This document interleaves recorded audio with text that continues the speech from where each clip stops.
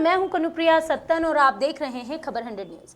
आइए नजर डालते हैं आज की कुछ खास खबरों पर, लेकिन उससे पहले एक नजर आज की हेडलाइंस की ओर। देवास में मध्य प्रदेश पिछड़ा वर्ग कल्याण आयोग की हुई बैठक, रोजगार सहित कई मुद्दों पर हुई चर्चा। पिछड़ा वर्ग को गरीबी स्तर से ऊपर उठाना आयोग का है लक्ष्य।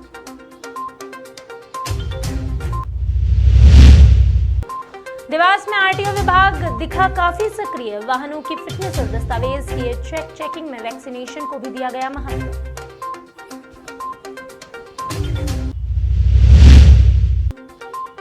देवास के बिजवाड़ परिक्षेत्र में घुसा तेंदुआ, रेस्क्यू दल और वन परिक्षेत्र टीम ने चलाया सर्च ऑपरेशन। तेंदुए को पकड़कर रेस्क्यू दल ने जंगल में छोड़ा।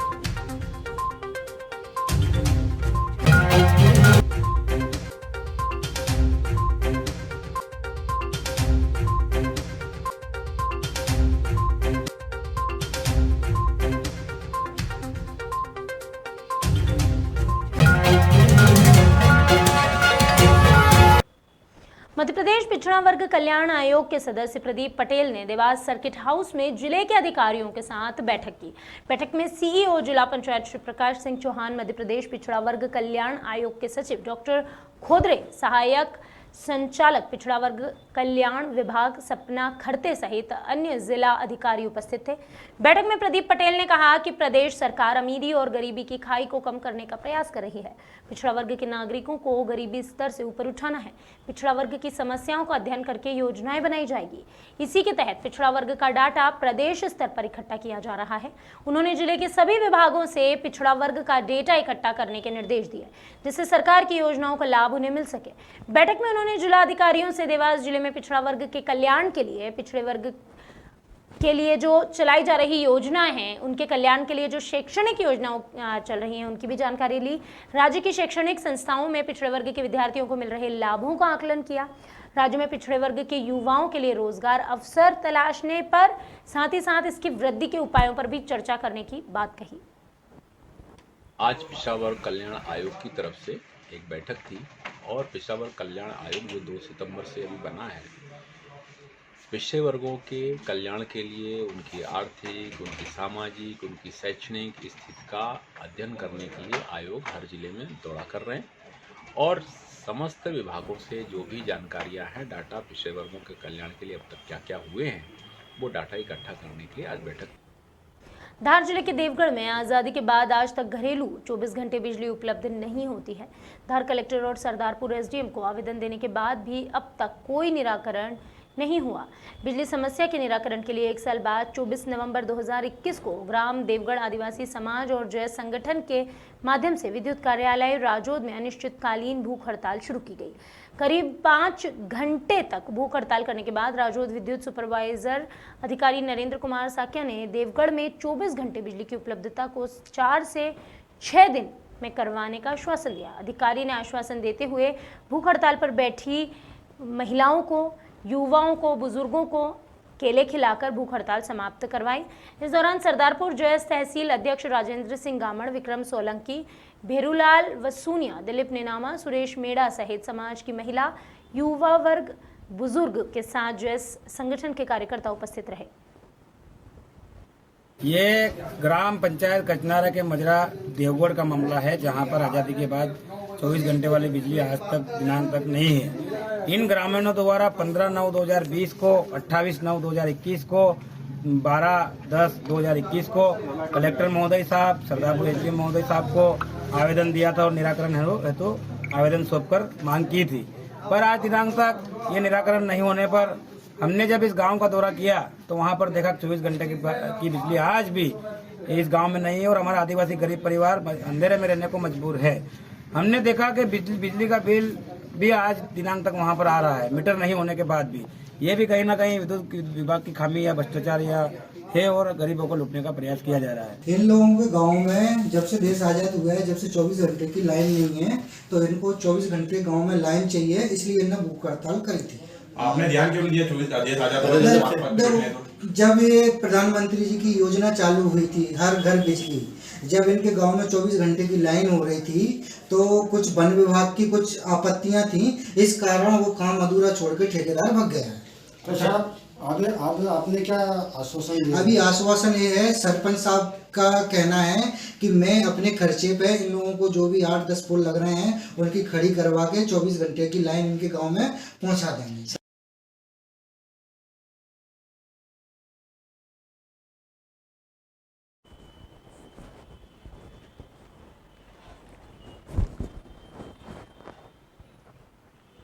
बुधवार को देवास में सिविल लाइन चौराहे पर ऑटो रिक्शा और अन्य वाहन को रोककर आरटीओ विभाग ने उनके फिटनेस और दस्तावेज चेक किए।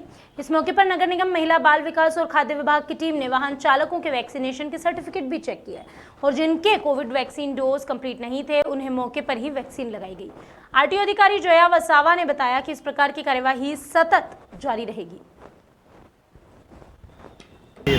ये माननीय हाईकोर्ट के निर्देशानुसार जो है नियम के विरुद्ध जितने भी शहर में संचालित ऑटो हैं उन पर हम कार्रवाई कर रहे हैं और हमारा प्रयास है कि सभी जल्द से जल्द अपने कागज कंप्लीट कराएं और नियमानुसार संचालित करें।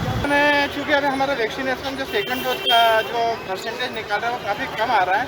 यहाँ देवास में लगभग 44,000 का पेंडिंग बता रहे हैं देवास में शहर में। तो इसलिए हम लोग पहले नगर निगम से घर घर के फ़ोन लगा रहे हैं, फिर हर सेंटर से आंगनबाड़ी सेंटर में हमारा सहयोग कर रहे हैं। अभी खाद्य विभाग द्वारा हमारा काफ़ी सहयोग किया जा रहा है। ना पेट्रोल पंप के यहाँ पर हम लोगों ने वैक्सीनेशन का काम कर रहे हैं, यहाँ पर उनको OTP ले रहे हैं, उनसे जानकारी ले रहे हैं कि जिसने नहीं लगाया सेकंड डोज हाथों यहाँ पर सेकंड डोज हमारे मोबाइल टीम के द्वारा लगाया जाता है। देवास के बिजवाड़ परिक्षेत्र में एक टंपर में तेंदुआ घुसने की खबर सामने आई है।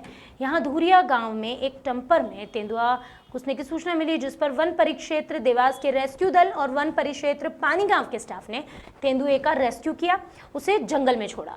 वन परिक्षेत्र अधिकारी DS चौहान ने बताया कि बीट गार्ड इंदर सिंह ने इसकी सूचना दी थी, जिस पर तत्काल रेस्क्यू का काम शुरू कराया गया और सफलतापूर्वक तेंदुए का रेस्क्यू किया गया और उसे जंगल में छोड़ दिया गया।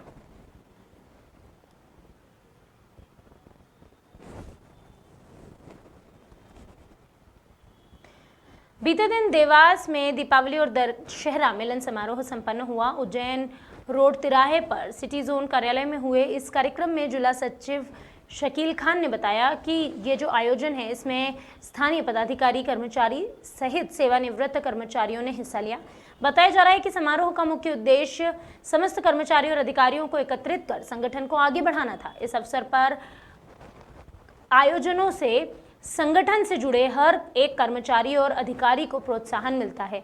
इन सभी के बीच दूरसंचार जिला प्रबंधक राजेंद्र सोलंकी की अगर माने तो BSNL ने जल्द ही उपभोक्ताओं को नई सौगात देने का वादा भी किया है। देवास शहर में अभी हमारा NGN नाम से एक टेक्निकल एक्सचेंज का शुभारंभ हुआ है पूरे देवास ज़िले में, जिसका मुख्य उद्देश्य है कि जो कॉपर केबलें हमारी पुरानी जो 10-20 सालों की थी, जो सारे रोड कंस्ट्रक्शंस वगैरह में जो डैमेज हो गई थी, जिसमें लॉसेस आ गए थे, जिससे हम ब्रॉडबैंड सेवाएं विधिवत रूप से नहीं हो पा रही थी, तो हाई स्पीड डाटा को कैप्चर करने के लिए यहाँ पर वही जो नंबर लैंडलाइन का है उसको फाइबर के ऊपर हम चालू कर रहे हैं ऑन डिमांड। किसी भी एरिया में देवास शहर के या कहीं के भी किसी तहसील में यदि किसी को आवश्यकता हो तो हाई स्पीड डाटा हम दे पा रहे हैं। नंबर वही रहेगा, नंबर परिवर्तित नहीं होगा और डाटा की स्पीड उसकी बढ़ जाएगी। 4G की सौगात आज देवास में BSNL एम्प्लॉयज़ यूनियन और जो BSNL से रिटायर हो चुके हैं साथी, उन सभी साथियों के द्वारा एक मिला जुला आयोजन यहाँ पर दीपावली मिलन समारोह के नाम से किया गया था। यहाँ हमारे जो डिस्ट्रिक्ट सेक्रेटरी है शकील खान साहब, उनके नेतृत्व में ये सब आयोजन हुआ है और सभी को संगठित करना और सभी को यहाँ पर एकत्रित करने के पीछे उद्देश्य ये है कि अभी BSNL की जो वर्तमान स्थिति है उसमें सरकार की जो नीतियाँ हैं उनके खिलाफ संघर्ष करने के लिए सबकी एकजुटता बहुत ज़रूरी है। BA उज्जैन का एक हिस्सा हमारा देवास जिला आज यहाँ पर दीपावली मिलन समारोह, सभी हमारे जो सेवानिवृत्त साथी थे और वर्किंग जो साथी है उन लोगों का यहाँ पर एक एकजुटता प्रदर्शित की गई। आने वाली जो संभावना है, क्या संघर्ष रहेंगे, BSNL को किस तरीके से आगे बढ़ाना है, किस तरीके से संघर्ष को BSNL को बचाने का जो संघर्ष है, सरकार की नीतियों के खिलाफ किस तरीके से एकजुट होना है, उन सभी तमाम चीज़ों पर मंथन किया गया और काफ़ी सौहार्दपूर्ण वातावरण के अंदर आज ये मिलन समारोह आयोजित हुआ। अभी के लिए बस इतना ही। बाकी खबरों का सिलसिला लगातार रहेगा जारी। जुड़े रहिए खबर 100 न्यूज़ के साथ, जनता की बुलंद आवाज़।